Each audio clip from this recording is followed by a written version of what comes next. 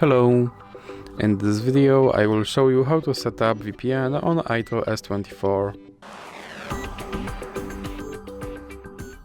So you have to start by opening your Google Play Store, then click on search bar and type in Turbo VPN and click search.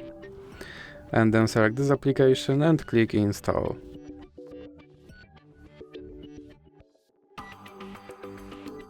And now you have to click open.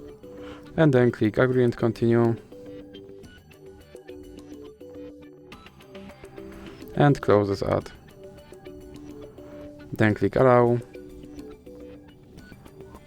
And click consent. Now click on this button to start your VPN and click OK.